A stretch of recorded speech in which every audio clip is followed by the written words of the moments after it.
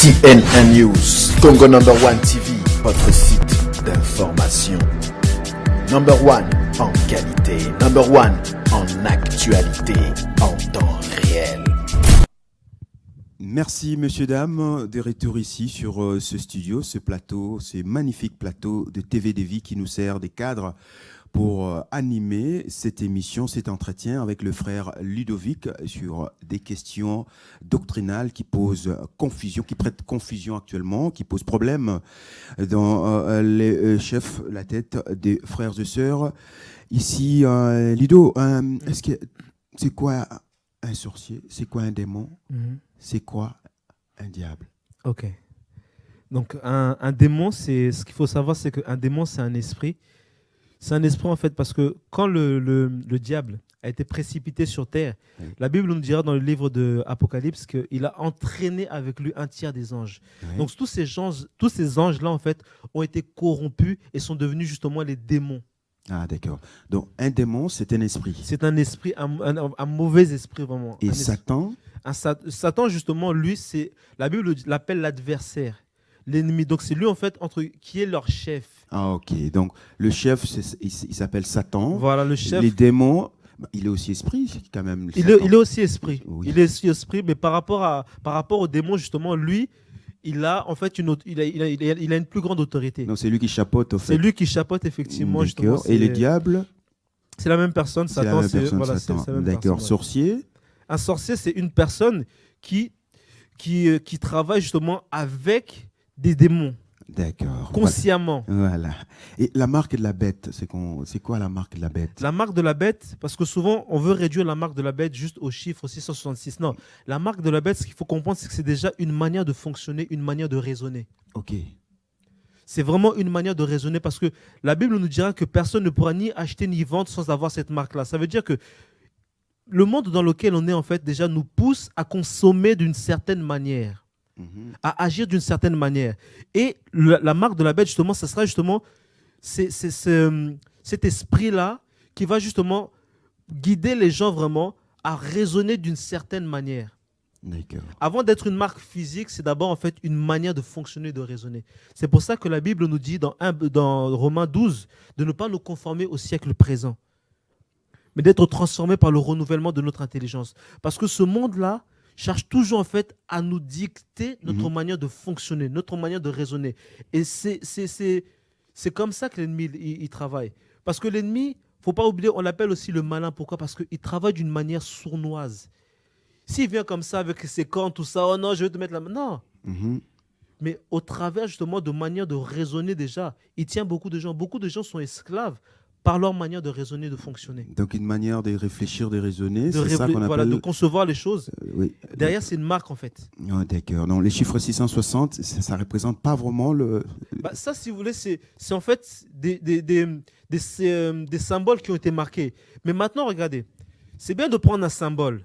Mais le plus important, c'est de comprendre maintenant comment ce symbole-là se manifeste au quotidien. D'accord. Et c'est à travers la conception... Et c'est à travers justement, voilà, de manière de raisonner, de fonctionner. De concevoir les choses. De concevoir les choses, effectivement. Très bien cette précision. Alors, nous avons plusieurs versions des Bibles. Oui. Il y en a beaucoup. Et pourquoi autant de versions? La Bible est récemment, avec le frère Chora, il a encore révisé ce qu'on appelle la BJC. D'accord. Après, ce qu'il faut savoir, c'est qu'à travers l'histoire, il y a eu beaucoup d'évolutions. La parole de Dieu est restée la même, le message est resté le même. Mais les traductions, en fait, pour la plupart, ne faisons que enrichir en fait, les compréhensions qu'on n'avait pas avant. Des éclaircissements qu'on n'avait pas avant. Le message reste le même. On ne rajoute pas, on ne retranche pas. Simplement, par moments, on clarifie. Parce que imaginons simplement que le langage qui était utilisé avant et le langage qui est utilisé aujourd'hui, il y a beaucoup de choses qui ont changé, qui ont modifié. C'est pour ça que justement, lorsqu'on va parler justement de revisiter, parce que souvent, le souci, ce qui tue beaucoup de personnes, c'est qu'ils n'arrivent pas à faire... Les mots ont leur importance. Chaque mot a son poids. Il y a une différence entre réécrire une chose et revisiter une chose. Réécrire, ça veut dire que je me donne la liberté de faire selon ma volonté. Là, je réécris l'histoire. Mais réviser, c'est remettre à jour. c'est pas la même chose. Oui, exactement. Exactement. Mais quelle est la bonne version de la Bible? La bonne version, c'est celle que justement le Seigneur va te conduire à apprendre. Parce que tous, on vient de quelque part. Ça veut dire que certaines versions qu'on utilisait avant, au travers de ces versions-là, le Seigneur quand même nous a fait grâce, nous a bénis. Donc, on ne peut pas non plus cracher dessus. Ça, c'est une réalité. Oui. Au jour d'aujourd'hui, justement, le Seigneur nous a fait la grâce de pouvoir réviser celle-ci. On va l'utiliser. On ne va pas la contester juste pourquoi, parce que c'est telle personne qui l'a fait. Non. Si ça contribue à ta bénédiction, ça te contribue justement à ce que tu puisses encore avancer, grandir avec le Seigneur, pourquoi justement tu vas la bouder? D'accord. Donc, la bonne version pour toi, c'est que l'Esprit de Dieu Parce que dans tout ça, dans tout ce que nous faisons, oui. Cherchons la pensée du Seigneur. D'accord. Seigneur, j'ai plusieurs versions devant moi. Qu'est-ce que tu veux que je prenne? Où est-ce que tu veux que j'aille? Et le Seigneur ne manquera jamais de nous éclairer. Souvent, en fait, on n'a pas cette attitude-là, en fait, où on consulte le Seigneur. On a tout de suite le réflexe de dire que non, moi, je suis habitué à ça. J'ai mes habitudes avec ça. Donc, je reste là-dessus. Oui, mais si le Seigneur, au travers de l'autre, il veut t'apprendre quelque chose. Voilà, tu l'as si bien dit, pourquoi nous sommes créés, c'est pour une relation perso avec le Dieu. On a tout le temps. Le consulter. Voilà, un tout et pour tout. Comme ça, on aura à faire des très bons choix. Voilà, et ça nous évitera beaucoup d'erreurs. Beaucoup. Et qui a écrit la Bible? Qui a écrit la Bible? En fait, déjà, la Bible, il y a plusieurs auteurs dans la Bible.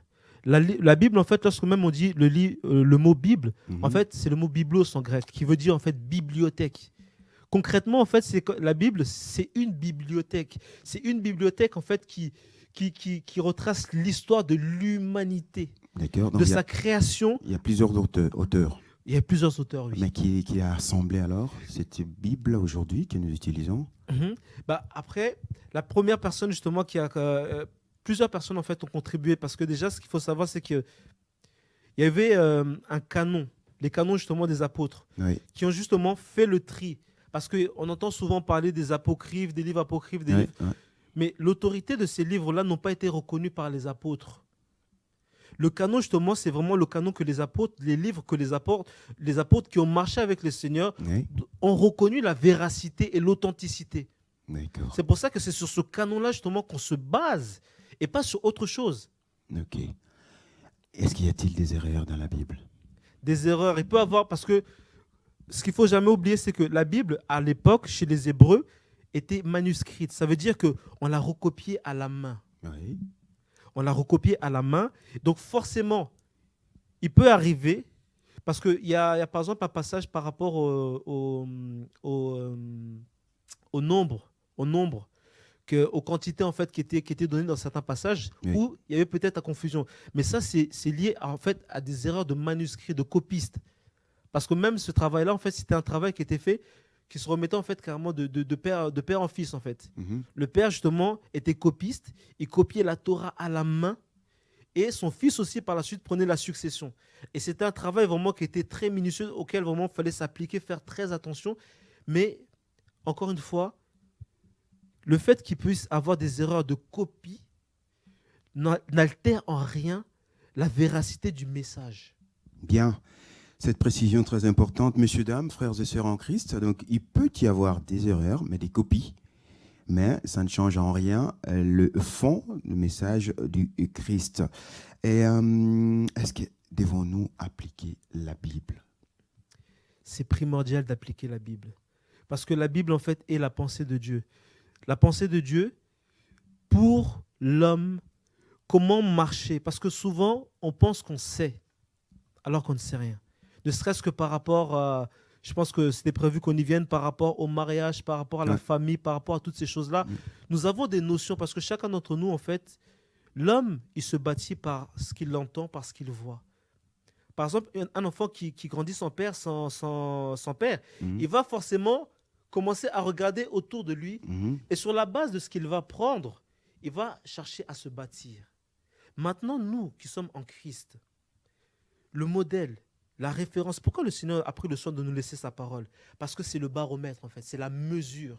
Donc, tu veux nous dire que nous devons appliquer toute La Bible. Parole, oui. La parole de Dieu, en fait, qui est appelée la Bible.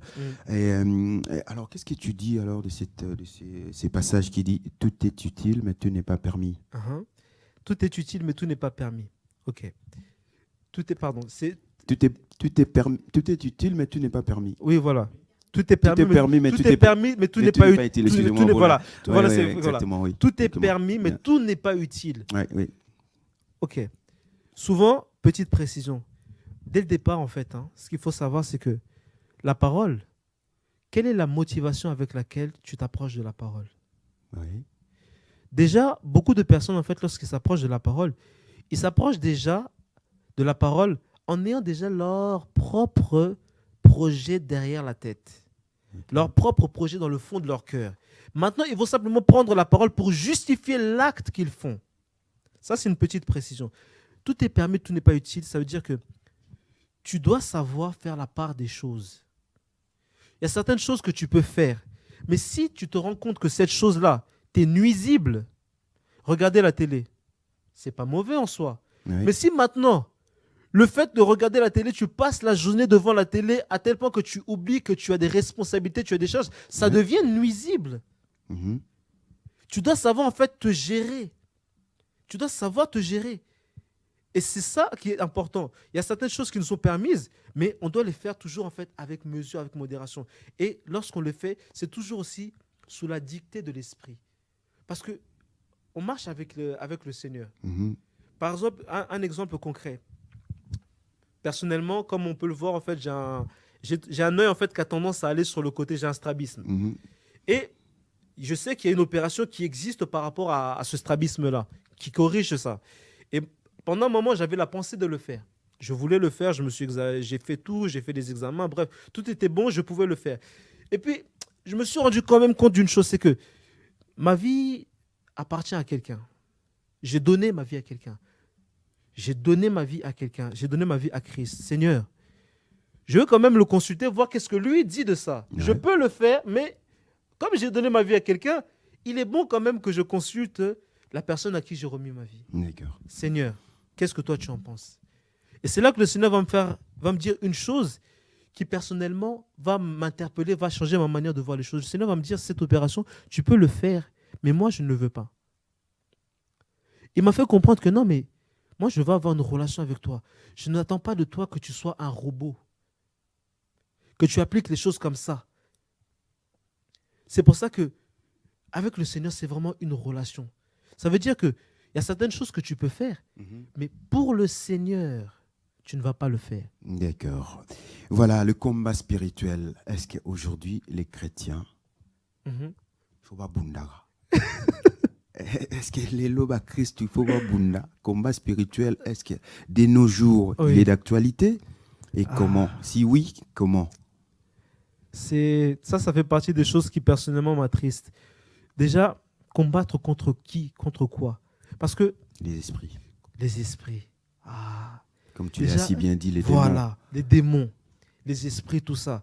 Mais ces gens-là combattent un combat avec des réalités qu'ils ne connaissent pas, qu'ils ne voient pas.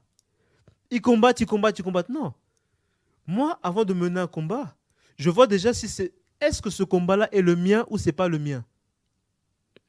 Est-ce que c'est mon combat ou c'est pas le mien? Est-ce que c'est de mon niveau ou c'est pas de mon niveau? La Bible nous dira que... Ouais, c'est justement ça, j'aimerais entendre de vous. La Bible, elle nous dit... La Bible nous dira dans Colossiens, le livre de Colossiens 1, verset 12. Oui. Rendez grâce au Père qui nous a rendus capables d'avoir part à l'héritage des saints dans la lumière, qui nous a délivrés de la puissance des ténèbres et nous a transportés dans le royaume de lumière de son Fils. Ok. Jésus nous a délivrés de la puissance des ténèbres. Ouais.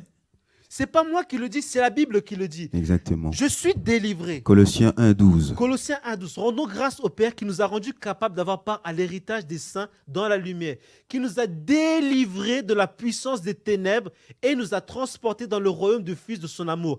La plupart de ces personnes qui, soi-disant, mènent des combats, si on regarde, pour être honnête, regardons un peu les choses. Hein. J'aime bien qu'on pose un peu la balle à terre, qu'on revienne un peu terre sur terre. J'aime bien les choses pratiques. Oui. Pourquoi ces personnes-là combattent? Si on regarde, soit ils ont des difficultés dans leur vie, financières, sociales, maritales, et forcément, derrière chaque difficulté, il y a un démon. Non. Parfois, derrière la difficulté que tu rencontres, il y a simplement l'ignorance. Voilà. Mais c'est tellement plus facile de trouver un démon que parfois de se remettre en cause. Parfois, les difficultés par lesquelles sont certaines personnes, c'est leur manière de raisonner. Mais c'est plus facile de trouver un démon. Et ce démon-là, simplement un comportement. Ou un comportement. Ouais. Ou une éducation qui n'était pas bonne. Tu te dis chrétien, mais tu ne médites pas la parole. Donc forcément, l'ennemi, qu'est-ce qu'il fait? Il va jouer de l'ignorance. Pourquoi la Bible nous dit dans ce passage-là, il est récité dans Osée 4. Mon peuple est détruit parce qu'il lui manque la connaissance. Mais souvent, qu'est-ce qui se passe? C'est que même ce passage-là, on s'arrête qu'à cette partie-là. Quand on descend plus bas, il dit que puisque tu as rejeté la connaissance, je te rejetterai aussi. Je te rejetterai. Les gens, le combat spirituel n'a pas lieu d'être. Le combat que nous avons à mener, c'est de marcher dans la vérité, dans la sainteté, dans la justice de Dieu. Mesdames, messieurs, voilà, le Christ a tout fait. Il a tout fait, il a tout accompli. On n'a plus à combattre.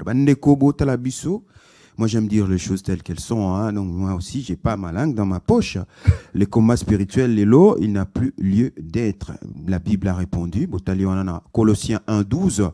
Il y a la réponse à cela, mesdames, messieurs. Est-ce qu'il faut combattre aujourd'hui? Contre qui et pourquoi? La réponse, elle est là. Voilà. Donc, vous n'avez qu'à lire Colossiens 1,12. Combat spirituel. Ezara le sous-souté, c'est ici là à côté.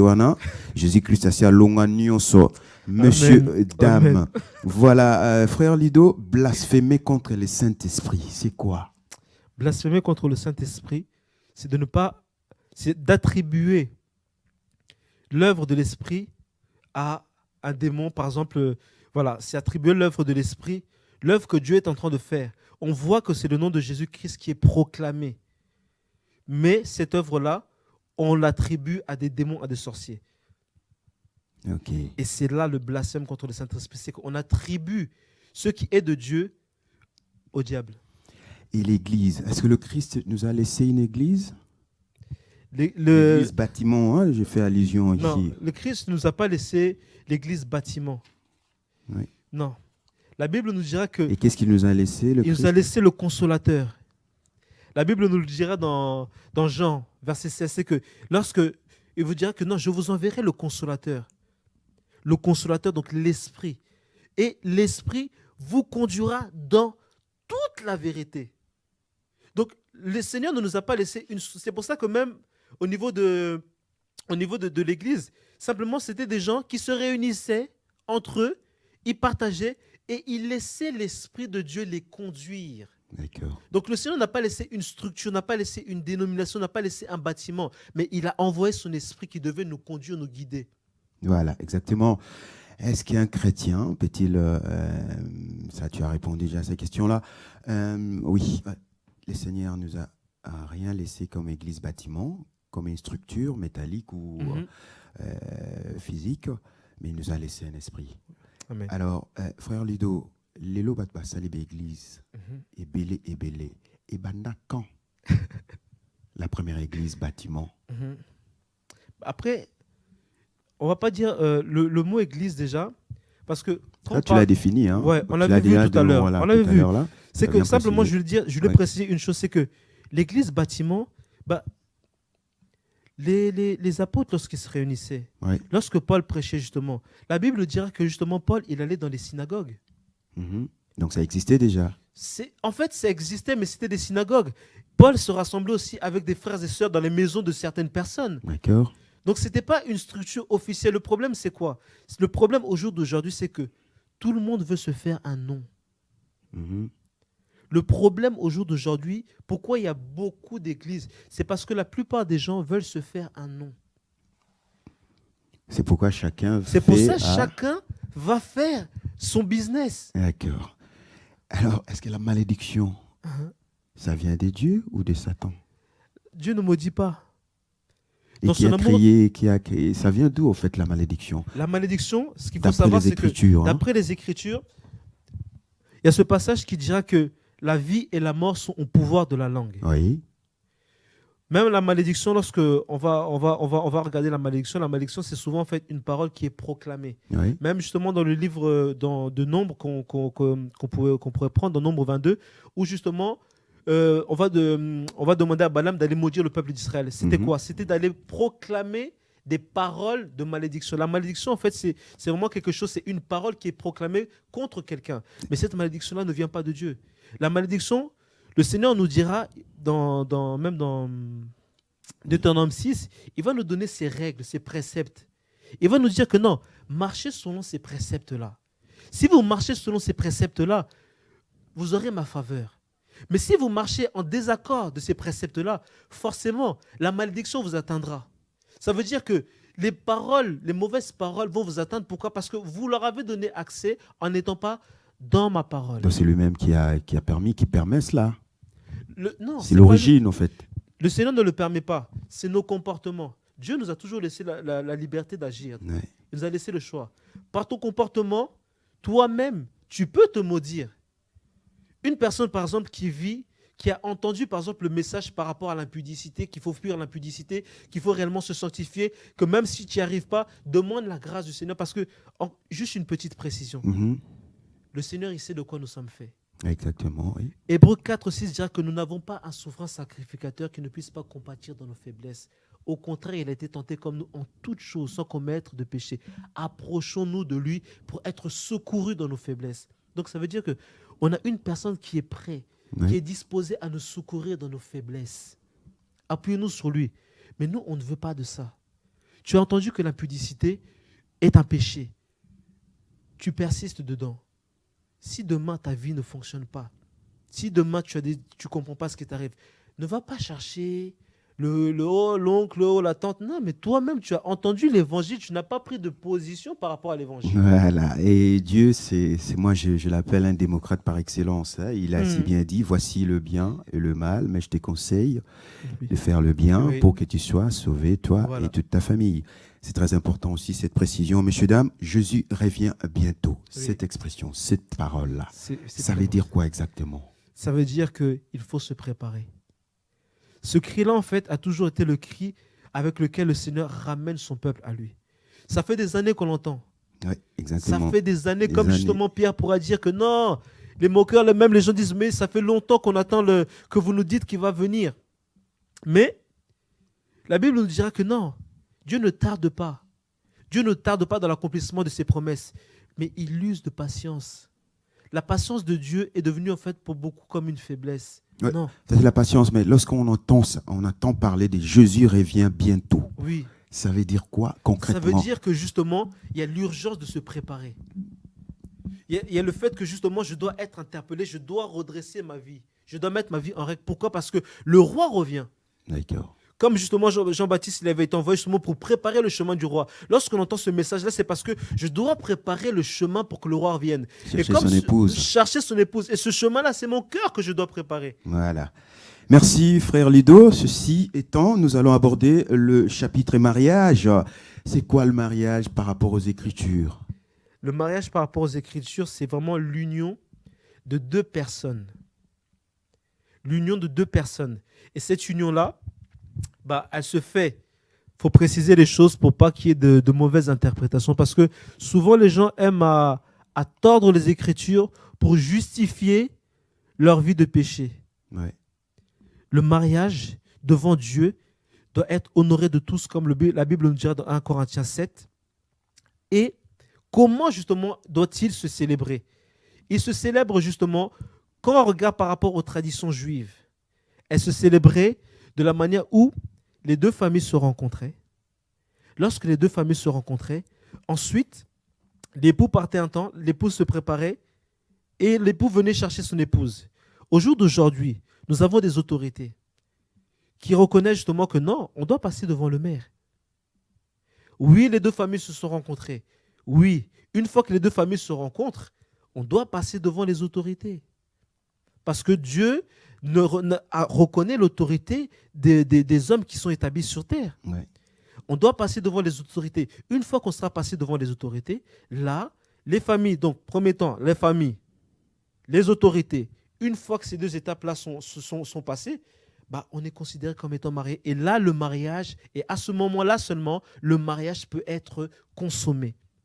Donc, tu es en train de nous dire ici que le mariage, nous devons passer d'abord les deux familles, et puis les autorités. Les autorités. Et c'est à ce moment-là que le mariage peut être consommé. Exactement. Et ceux qui n'ont pas la possibilité de le faire, alors de passer devant la mairie. Ceux qui n'ont pas... Parce que c'est vrai qu'il y a certains endroits où, justement, il n'y a pas forcément... Ils ne peuvent pas consommer le mariage. Il n'y a pas forcément de maire, il n'y a pas forcément ces autorités-là, oui. Mais ils ont quand même leurs règles. Les familles, par exemple, on va prendre les pygmées qui sont, par exemple, dans la forêt. Qu'on parle par rapport aux Écritures. Par rapport aux Écritures, d'accord. Qu'est-ce que les Écritures disent par rapport au mariage? Comment l'Écriture définit le mariage? Le mariage, justement, le Seigneur vraiment le définit comme étant déjà dans Genèse 26, dira que l'homme quittera son père et sa mère et s'attachera à sa femme, et les deux deviendront une seule chair. D'accord. Ça, c'est vraiment ça. C'est vraiment l'union de deux personnes. Ok, on voit. Ça, à ce niveau-là, c'est clair. Dieu définit. Après, voilà, ce que Dieu définit, c'est l'union, vraiment le mariage, c'est l'union de deux personnes. Donc ça, c'est le fondement, en fait. C'est le fondement, c'est le socle. Voilà. Après, maintenant, comment cela se fait? En fonction des endroits. C'est pour ça que je te prenais l'exemple, par exemple, des peuples qui vivent en Amazonie. Ils n'ont pas forcément de mer. Ceux-là, ils ont forcément... Déjà, c'est toujours en fait parce que les familles vont toujours se rencontrer. Eux, forcément, ils n'ont pas besoin de passer devant le maire. Pourquoi? Parce qu'ils n'ont pas cette autorité. D'accord. Donc, nous, les chrétiens, nous devons nous référer aux fondamentales. Aux législations du pays dans lequel nous sommes. Concernant le mariage, si c'est de passer devant le maire, on passe devant le maire. Et ceux qui ne sont pas passés devant le maire? Ceux qui ne sont pas passés devant leur mariage? Souvent, la plupart du temps, c'est que ceux qui ne sont pas passés devant le maire, ils ont déjà consommé le mariage. Ils l'ont déjà consommé. On ne va pas parler de... Non, on ne va pas passer de... Mais souvent, c'est déjà fait. Maintenant, qu'est-ce qui se passe? Maintenant, là, il faut mettre sa vie en règle devant le Seigneur. Oui. Les deux familles se sont rencontrées. Tout s'est bien passé. Est-ce qu'ils peuvent ne pas consommer le mariage? Là, il faut passer par les autorités. Mais les autorités, la Bible ne mentionne pas ça dessus. La Bible nous dira que de respecter les autorités. Parce que souvent, regardez, en fait, moi, ce que j'aime, il faut être honnête. Oui. L'honnêteté, cette honnêteté-là, implique que on va refuser, par exemple, de passer devant le maire. Mm-hmm. Mais on va quand même chercher à déclarer ses enfants devant le maire. Voilà l'importance. On vit dans des règles. Voilà l'importance de passer. Si vous êtes dans un coin, dans un endroit où l'autorité est là, vous devez aller vous inscrire en fait à l'autorité, comme quoi vous êtes mari, homme et femme de ce côté-là. Alors, la polygamie est-elle biblique? Non. La Bible n'en fait mention nulle part de la polygamie? On voit effectivement dans les livres de la Genèse qu'effectivement les patriarches avaient pris plusieurs femmes.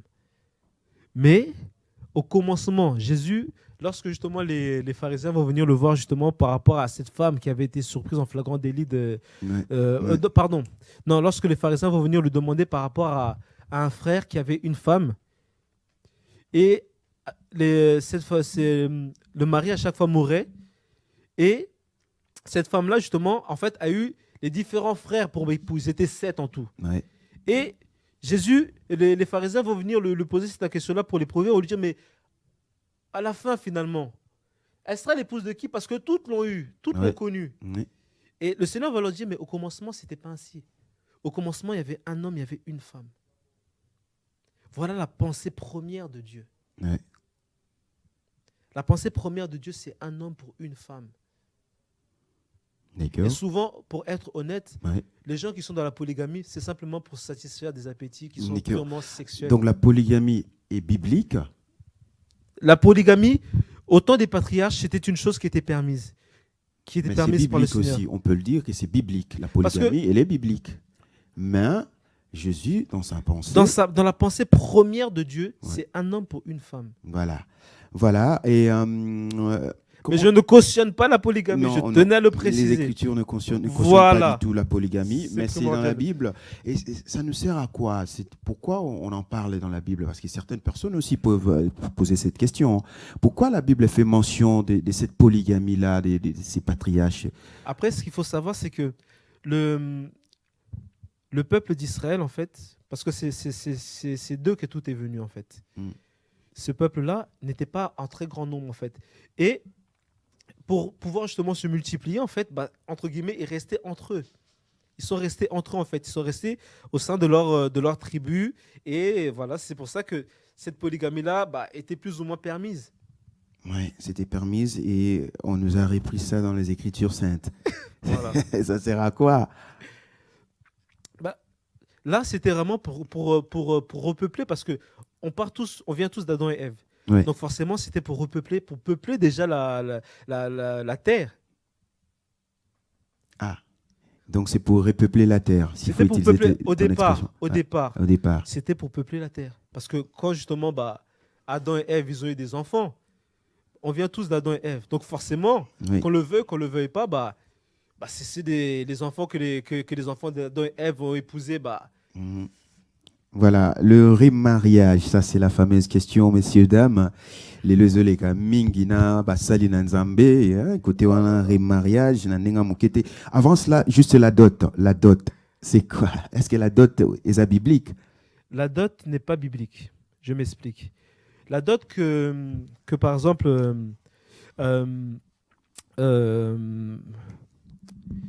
Isaac avait été présenté en fait pour le mariage d'Isaac.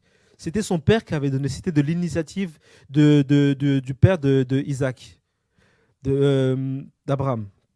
Donc c'était à son initiative.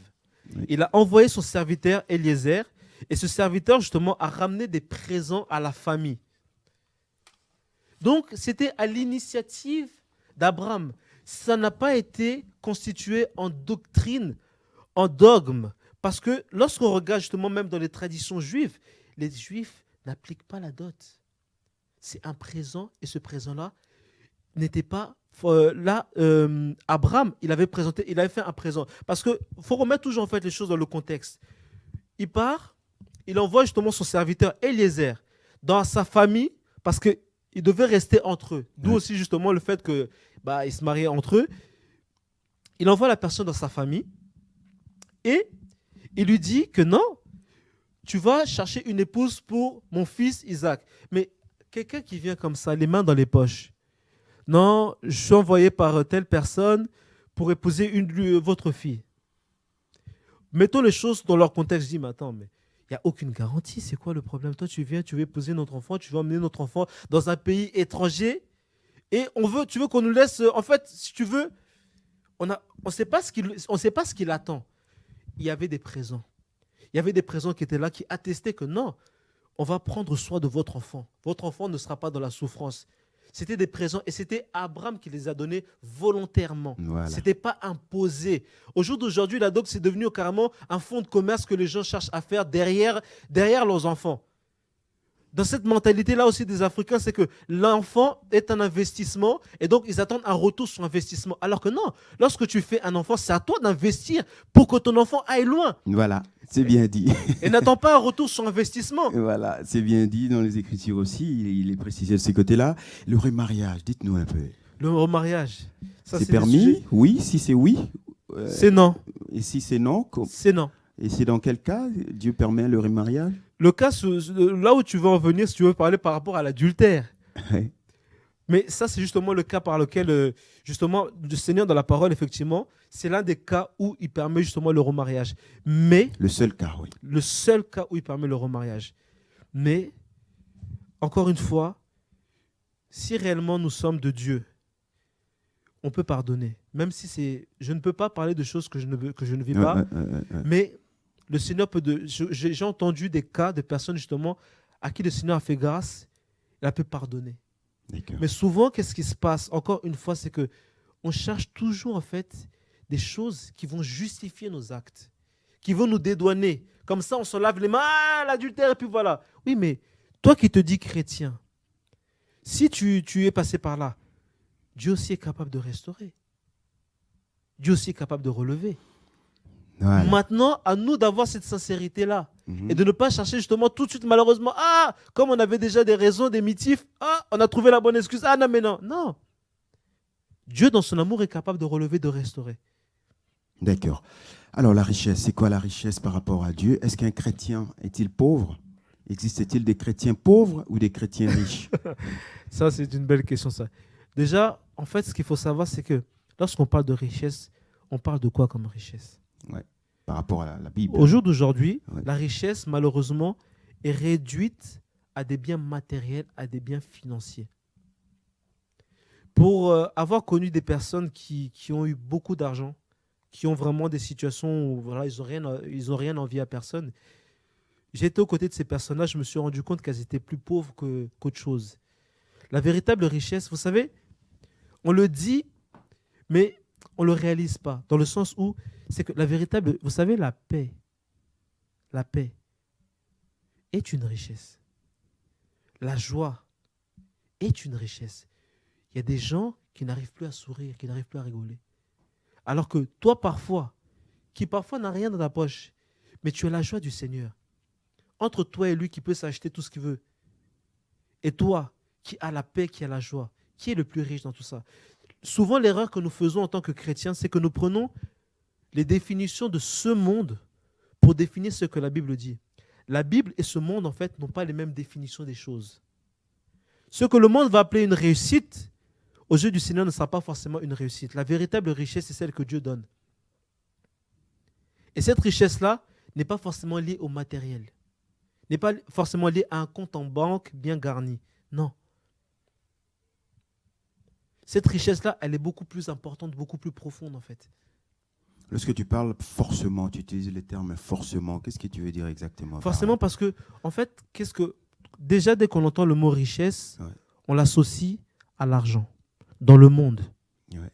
Mais dans la parole, c'est pas ça. Qu'est-ce que le Seigneur va dire dans 1 Jean 2?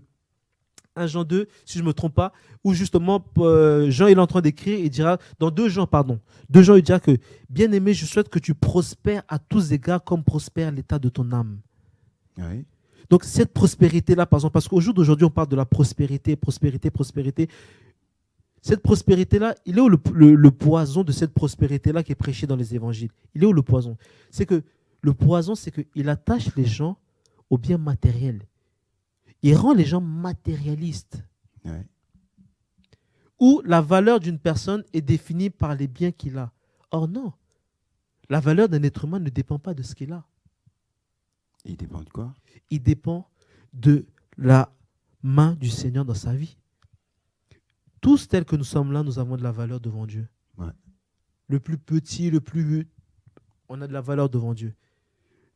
Donc, c'est pour ça que beaucoup de gens vont commencer à se rendre malades. Pourquoi? Parce qu'ils n'ont pas d'argent. Et donc, forcément, ils s'imaginent que, comme on est dans un monde, parce que, comme on l'avait dit tout à l'heure, ce monde-là veut te mettre une manière de fonctionner. Ce monde-là veut te conditionner. La marque de la bête. La marque de la bête. Il veut te conditionner. Au jour d'aujourd'hui, s'il y a un péché vraiment qui est au-dessus de tous les péchés, c'est l'orgueil. Ben, c'est au commencement aussi. Hein. C'est le commencement. C'est Satan. Hein. S'il y a un péché qui grandit, oui. S'il y a un péché qui grandit de plus en plus et qui a toujours continué à grandir, c'est l'orgueil. Ouais. Et cet évangile-là de prospérité, qu'est-ce qu'il fait? Il ne fait que nourrir, entretenir, attiser cet orgueil-là qui nous éloigne de Dieu. Voilà. Et mon peuple périt par manque de connaissances, messieurs, dames. Nous sommes presque arrivés au terme de cet entretien avec le frère Ludovic, ici au studio, plateau TV des Vies. Hein. Et je vais juste terminer par des petites questions. Oui. Vous savez, il y en a beaucoup, hein, les questions doctrinales, messieurs, dames, il y en a beaucoup. Ceux qui ont encore des questions, ils peuvent nous contacter à l'adresse qui sera affichée au bas de vos petits écrans, où il y aura le frère Lido, il y a aussi le frère Chora. Ils pourront éventuellement vous répondre à vos questions. Est-ce qu'on peut parler d'une star chrétienne? Un homme qui s'est dit, moi je suis une star chrétienne. Bibliquement, non. Bibliquement, non. Est-ce qu'on peut avoir de musiciens professionnels chrétiens? Bibliquement, encore une fois, je dis non. Pour quelle raison? Parce que lorsqu'on parle de professionnaliser une chose, on parle forcément d'une technique. On parle forcément aussi d'une rétribution, d'un salaire. Lorsqu'on professionnalise une chose, c'est qu'on la rend méthodique. Oui. Or, normalement, en tant qu'enfant de Dieu, nous sommes appelés à être conduits par l'Esprit de Dieu. Nous sommes appelés même à marcher sous la dictée de Dieu. Ça veut dire que, comme on écrit une dictée, la personne me récite la dictée, moi j'écris. Un véritable enfant de Dieu, c'est quoi marcher concrètement par l'Esprit? Marcher par l'Esprit, c'est marcher justement sous la dictée de Dieu. Oui. Et lorsqu'on professionnalise une chose, on la rend méthodique. Ça veut dire qu'on exclut l'esprit. On exclut en fait la dynamique de l'esprit. On exclut la liberté que l'esprit nous communique. D'accord. Donc forcément, à ce moment-là, est-ce qu'on va se dire encore conduit par l'Esprit de Dieu? Et alors, ceux qui se disent les musiciens chrétiens professionnels, qu'est-ce qu'on peut dire de ça? Personnellement, hein, de ce que je vois dans la Bible, en fait, je ne peux pas reconnaître par rapport à la Bible. Par rapport à la parole de Dieu. Oui, oui. Du peu que je sais, que je peux connaître, en fait, je ne reconnais pas ça. Je ne vois pas ça dans la Bible. Voilà. Monsieur, dame, il n'existait pas des musiciens professionnels chrétiens dans les Écritures saintes. Ça n'existait pas.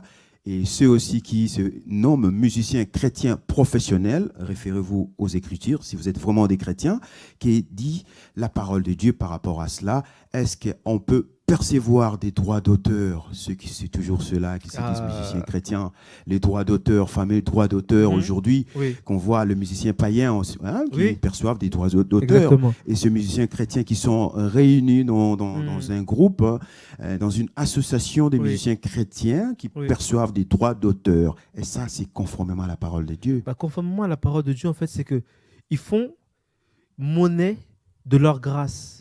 Ils monnaient leur grâce, ils vendent leur grâce. La grâce de Dieu, en fait, est une chose imméritée. Je ne peux pas me glorifier de quelque chose que j'ai reçu. Si je me glorifie de quelque chose que j'ai reçu, c'est que j'en suis le propriétaire. Ouais. Or, la Bible nous dira que dans le livre de Corinthiens, justement, Corinthiens, où il nous est parlé justement du tribunal du trône blanc, où chacun d'entre nous, en fait, recevra selon ce qu'il aura fait. Mais la Bible nous dira que nous allons être jugés. Si je te juge, c'est parce que j'estime que tu as des comptes à me rendre. Chacun rendra compte de ce qu'il a fait, des grâces, des talents qu'il a reçus. Maintenant, toi, on te demandera des comptes par rapport à tes grâces. Donc, qu'est-ce que tu vas présenter au Seigneur? Seigneur, regarde combien j'ai gagné avec les grâces. Non, c'est pas ça. La grâce ne t'appartient pas. Comme elle ne t'appartient pas, nos vies ne nous appartiennent pas. Donc forcément, comme elles ne nous appartiennent pas, c'est pour ça qu'on a des comptes à rendre. Si la grâce là appartenait à ces personnes-là, donc forcément, ils n'auront pas des comptes à rendre. Mais si ça vient de Dieu, pourquoi ils monnaient ça?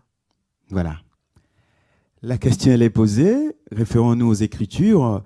Est-ce qu'il y a une musique, la musique dite chrétienne, musique spirituelle, et la musique profane? Il y a une différence.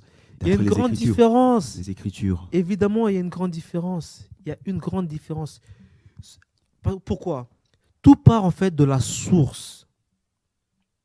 La source de toute chose définit le rendu. D'accord. La source.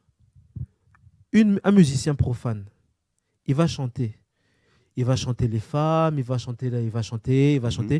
Derrière chaque musique, ce qu'il faut savoir, c'est que la musique n'est pas quelque chose de neutre. La musique n'est pas quelque chose de neutre.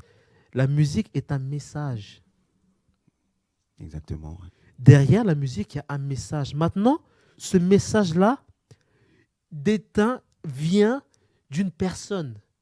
Maintenant, si cette personne-là est en Christ, forcément, la source, c'est Christ. Donc, cette musique-là va contribuer à fortifier les frères et sœurs, les bénir, les encourager, les fortifier. Mais maintenant, une musique dont la source est une personne qui n'est pas en Christ.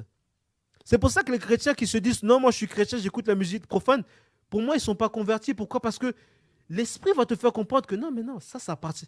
C'est pas de moi, ça. Voilà. J'ai pas ma nature dans ça. Voilà. Exactement. Parce voilà. que, pardon, juste pour la petite précision, c'est que la musique va forcément semer des choses en toi. Il y a des personnes qui vont commencer à lutter avec certains péchés, ils ne comprennent pas ça vient d'où. Oui, mais qu'est-ce que tu écoutes en fait? Parce que la musique a la capacité de créer une atmosphère. Regardez, il y a un passage dans Éphésiens 2. Oui. Éphésiens 2, si on pouvait juste le lire, Éphésiens 2, à partir du verset 1 en fait. Parce que c'est important de comprendre. Regardez, c'est un passage qu'on avait lu tout à l'heure, mais là, cette fois-ci, j'ai envie qu'on le lise par rapport à un autre aspect. Et lorsque nous étions morts dans nos fautes et dans vos péchés, dans lesquels vous marchiez autrefois, suivant l'âge de ce monde, selon le prince de la puissance de l'air. La chose sur laquelle je voudrais qu'on puisse s'arrêter, c'est le prince de la puissance de l'air. Quand on parle en fait de la puissance de l'air, on parle de l'atmosphère, de l'ambiance. N'oublions pas que Lucifer, au commencement, le diable qui est devenu Lucifer, au départ, c'était un archange. Il était chargé de la musique.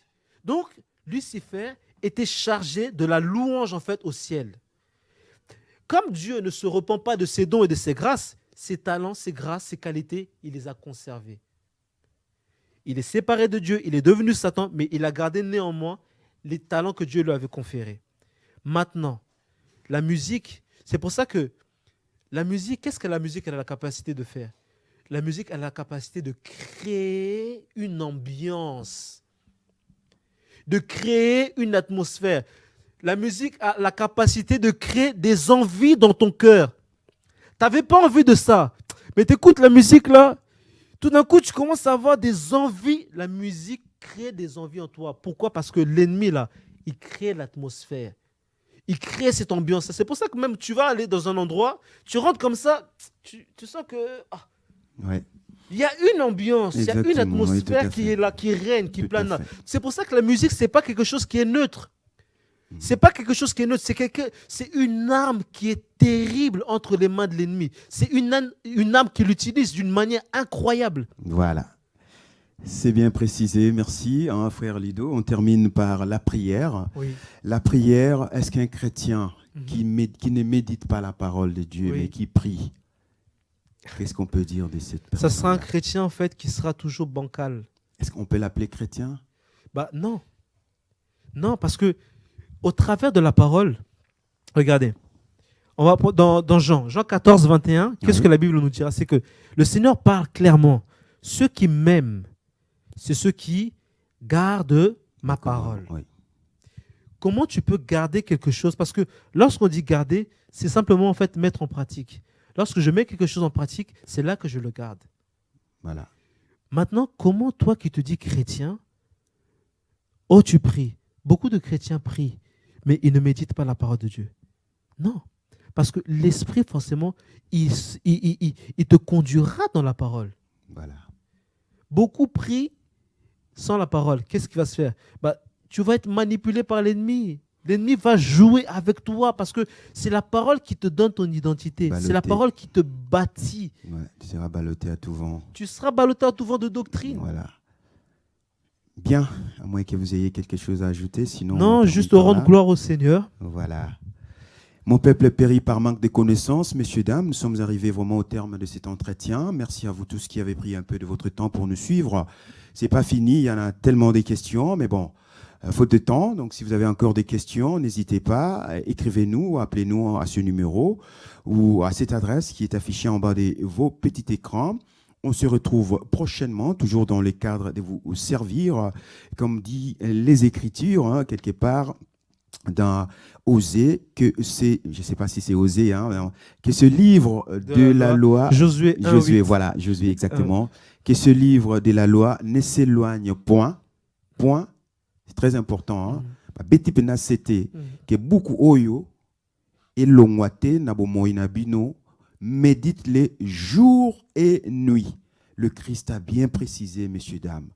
Méditez la parole de Dieu jour et nuit. Dieu lui-même, c'est la parole. Mais si vous ne méditez pas cette parole, mais comment tu peux te prétendre être chrétien? Et qu'est-ce qu'il y a? Chrétien et disciple, c'est des choses différentes ou c'est la même chose? Chrétien et disciple, c'est deux choses différentes. Voilà. Est-ce qu'on est appelé à être chrétien ou à être disciple de Christ? Disciple. Voilà, messieurs, dames. Donc, nous sommes appelés, comme il a si bien dit, à aller partout dans le monde. Faites quoi? Pas des chrétiens, mais des disciples. Donc, nous sommes appelés à être des disciples de Christ et on ne peut devenir que disciples de Christ si on arrive à méditer cette parole et à l'appliquer dans notre vie. Sinon, ça sera peine perdue. Merci. On se retrouve prochainement. Prenez bien soin de vous et méditez surtout la parole de Dieu. C'est hyper important. C'est la force, c'est la puissance. Dieu lui-même à travers sa parole. Allez, au revoir. Je vous aime tant. Bye.